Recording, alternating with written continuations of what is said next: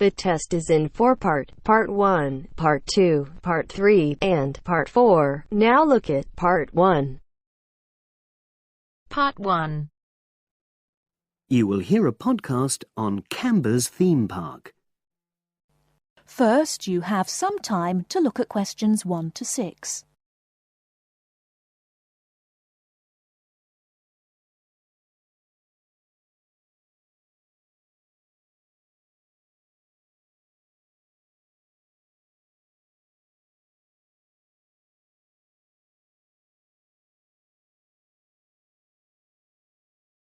You should answer the questions as you listen, because you will not hear the recording a second time.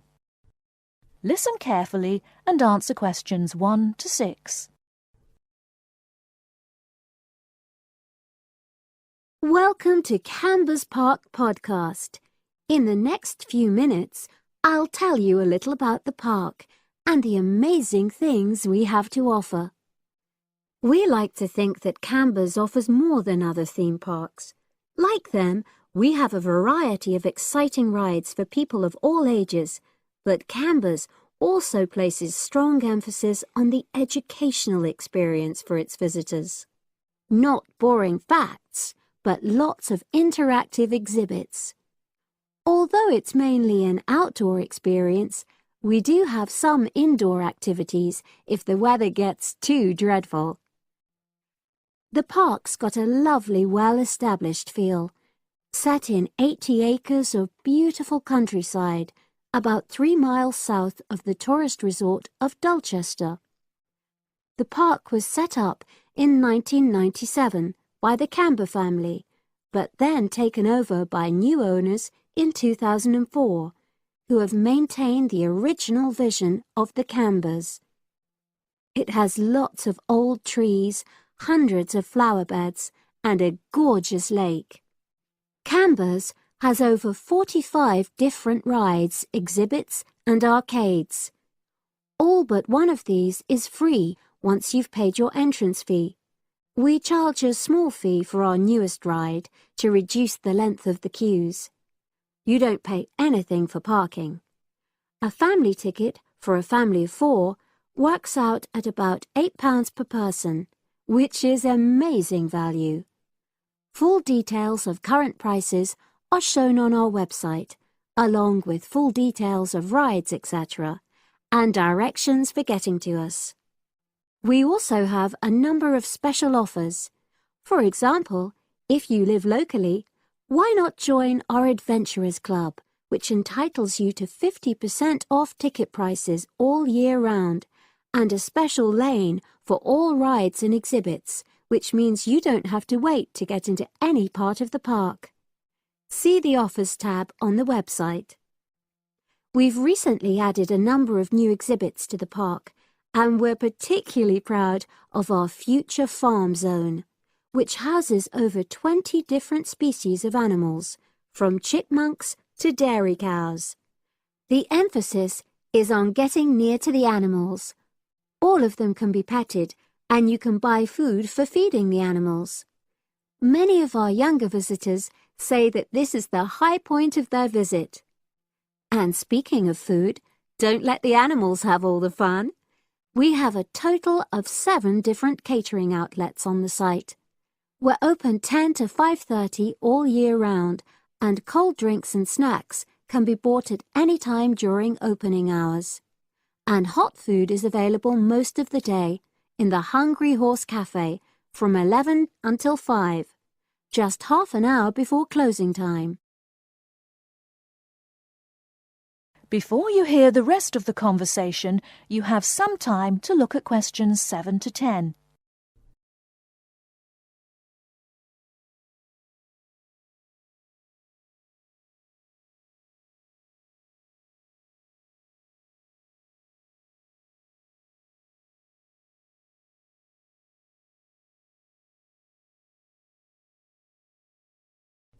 Now listen and answer questions 7 to 10.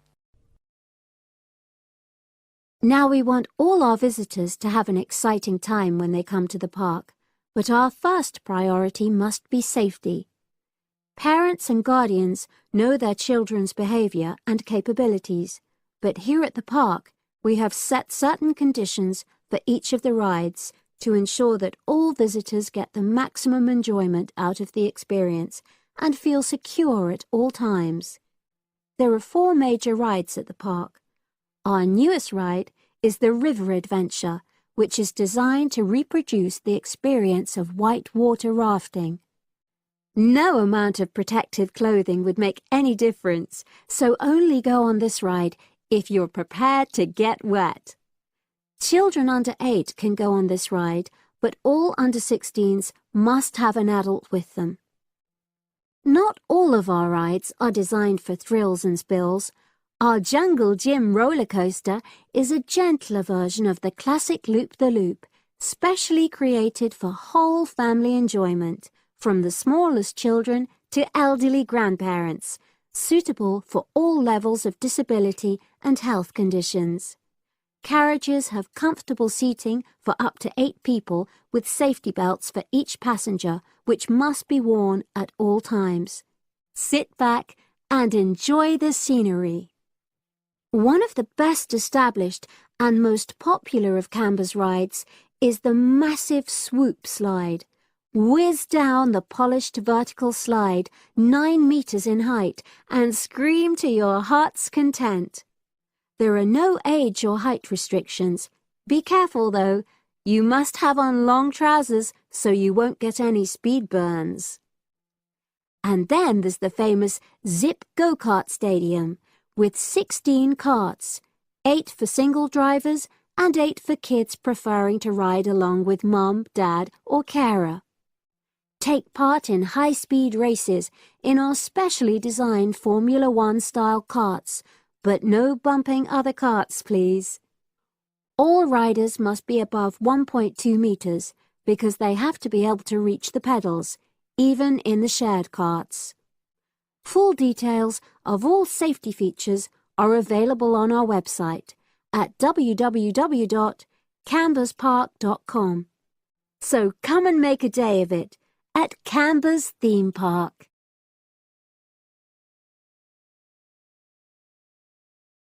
That is the end of part 1.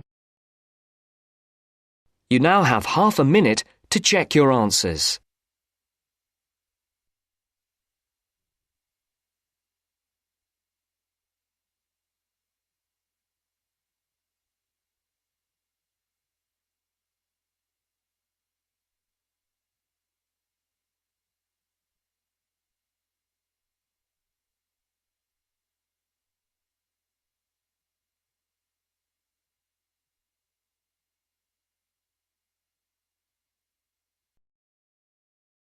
Now turns to part 2.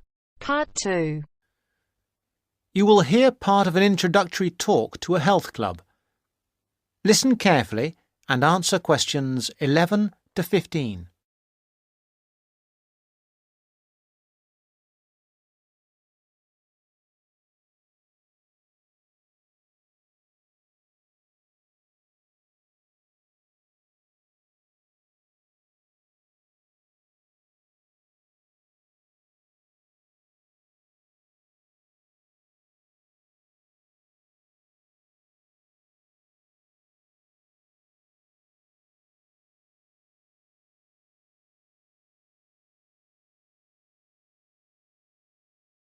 Good morning, everybody. I'd like to welcome you to Rose's Health Club, which is part of the nationwide Rose Group of Health and Fitness Centres. Today, I hope to tell you everything about the Glenfield Centre and the facilities it offers. First, have a look at the map of the centre I have put up here. There's a copy of it in your information packs. As you can see, we have a range of facilities. We are here at the meeting point, next to the reception desk. If you get lost, which is unlikely, make your way here. The main feature of the health club is, of course, the swimming pool. This is a 25-metre pool divided into 3 or 4 lanes. Access to the pool is normally through the changing rooms for obvious reasons. To get to these, Bear left as you come through reception, and as you follow the corridor, they are the 2 doors immediately to your right. First the female changing room, then the men's. If you follow the corridor right to the back of the building, you'll find one of our most popular features, 3 state-of-the-art squash courts. We keep them in very good condition, so if you're keen on that sport, I'm sure you'll appreciate the quality. Right then, I'm sure what many of you are thinking of joining for is access to the gym facilities and activities like yoga. We've got lots of space for this, and these are all situated on the left-hand side of the main corridor, opposite the changing rooms and squash courts.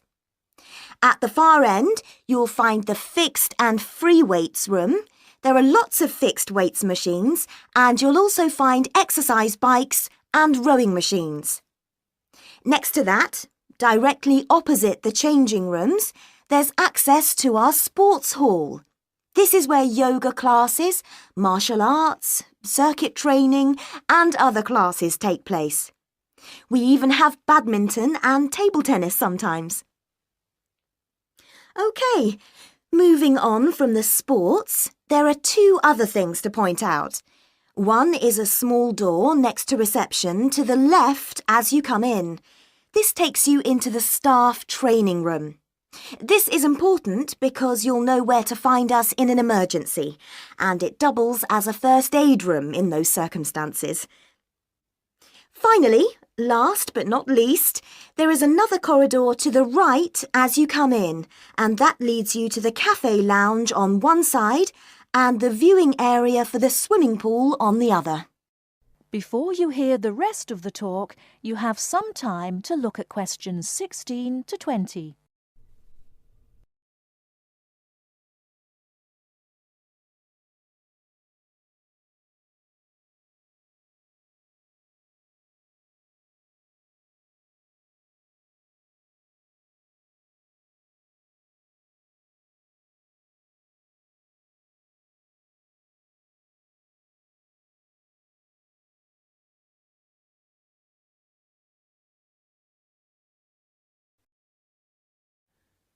Now answer questions 16 to 20. Now, we will go for a little tour in a moment, but first I'd like to tell you a little about the different kinds of club membership we have, so that you can be thinking about what you want as we go round. We first of all have the Anytime membership. Anytime is the complete go-as-you-please membership. This entitles you to full use of all the facilities during all opening hours, and we're open every day from 5 a.m. till midnight. This costs £850 per year, though there are some discounts which I will tell you about in a moment. Don't forget that the Rose Group is a nationwide group, and this membership also entitles you to the full use of the group's other 250 clubs around the country. The Free Time membership is an off-peak membership. This entitles you to use of the facilities between 10 a.m. in the morning and 3 p.m. in the afternoon. Also, you can use the facilities at any time at weekends. This costs £500. Note that you will still have access to a personal trainer under this membership scheme. Finally, a standard membership costs £400 and is a weekday membership really, especially suitable for retired people who can come during the week. There is also a children's membership scheme. Children can join this scheme if they are between 15 and 18 years old. Please note that children of less than 15 can't come to the club without an adult, and they can't take sessions on the sunbed. Not that young people usually want to use a sunbed anyway. The children's schemes are all half price, that is 50% for each child or young person in the scheme. People who live outside the area can have a discount of up to 50%, but this has to be arranged specially with the general manager. If that is of interest to any of you, let me know and I will fix up an appointment for you. Now, let's go on our tour. That is the end of part 2. You now have half a minute to check your answers.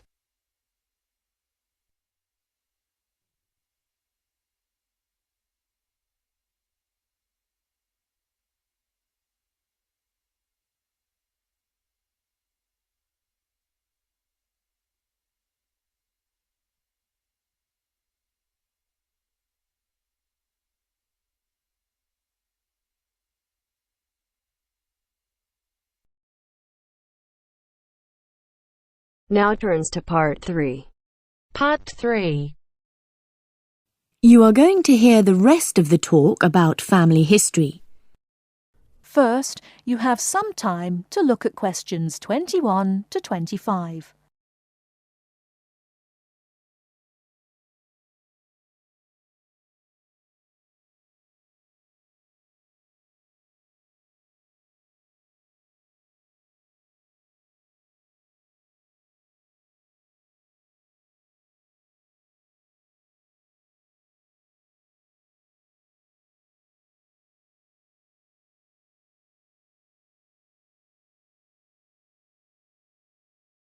Now listen carefully and answer questions 21 to 25.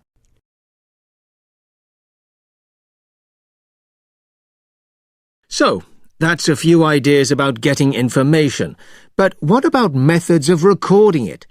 Of course, you can just write down what family members say, but it's even better if you can use a tape, so that you can record them as they're talking. Then you don't have to worry too much about making mistakes. You'll always be able to listen to it again.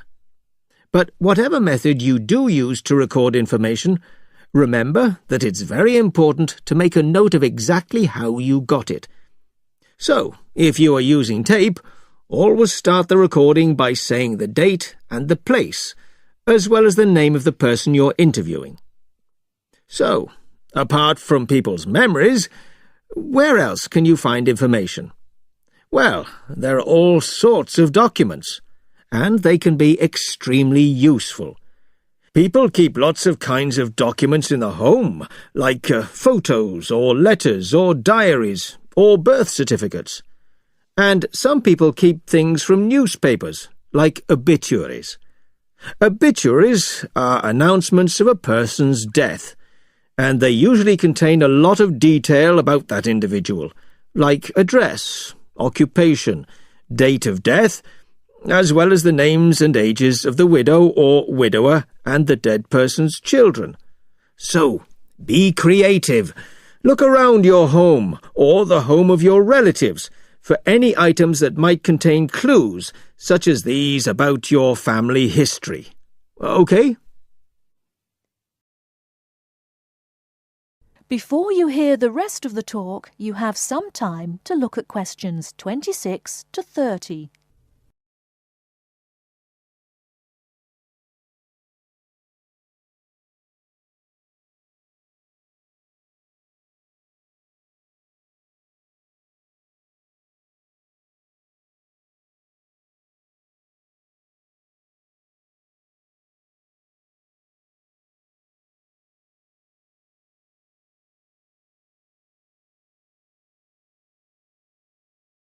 Now listen and answer questions 26 to 30. Now, you'll find that you'll collect a lot of information, so you'll need to record it in an organised way. I'd recommend that you use an ancestor chart, like this one here. Can you all see? Ancestor charts act like maps.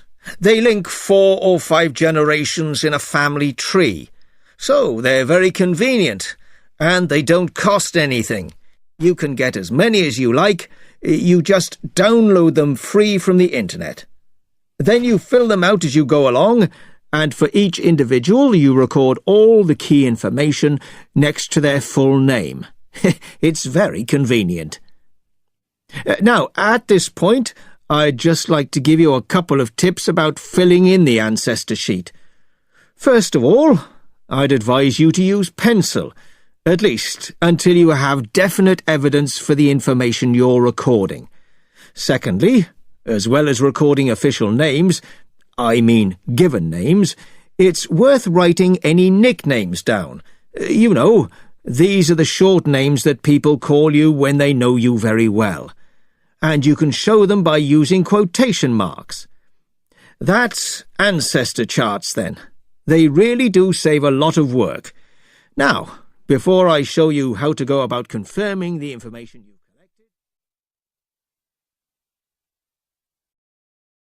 That is the end of part 3. You now have half a minute to check your answers.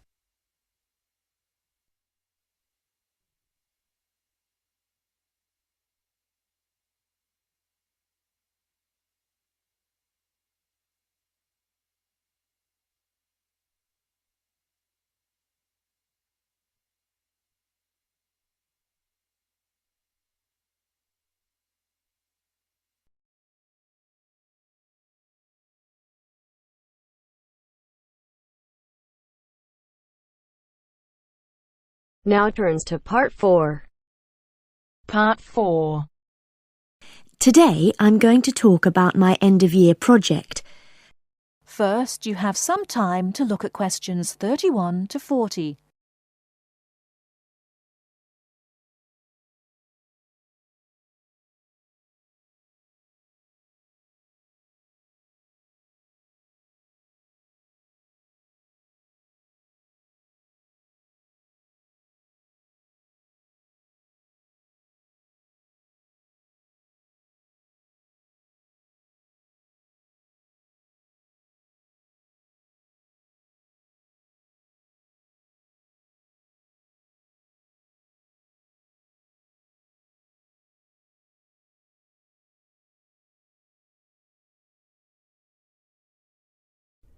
Now listen carefully and answer questions 31 to 40.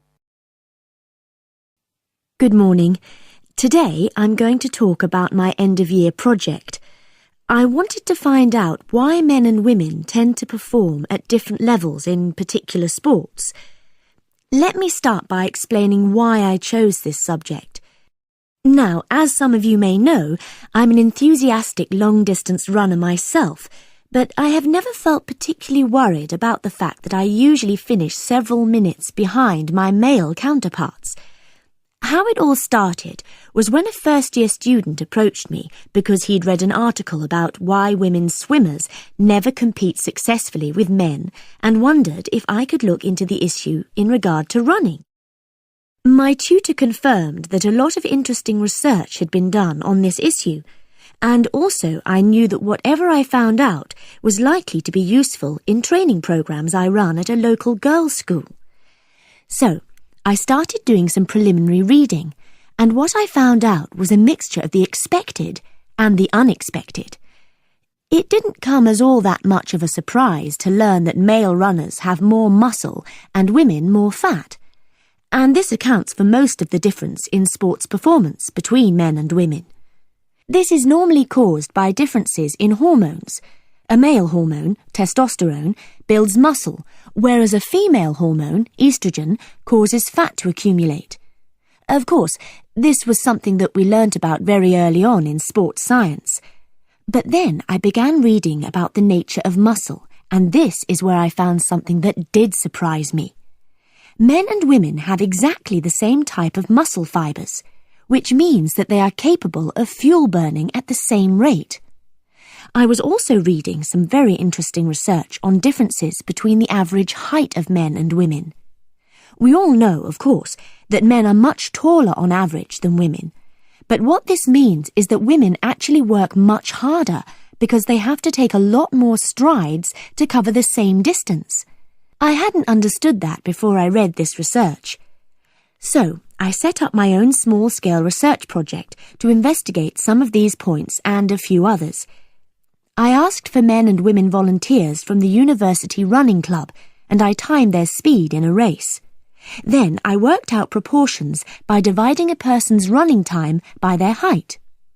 And what I found was that by this measure, men were only slightly ahead of the women. For my second experiment, I put weights on the men's shoulders, so that the men and women would have the same height-to-weight ratio. I found that under these conditions, the women actually ran faster than the men. In my last experiment, I decided to look at what is called elasticity by measuring how high the men and women could jump, and I found that my male and female participants had equal levels of jump power. That is the end of part 4. You now have half a minute to check your answers.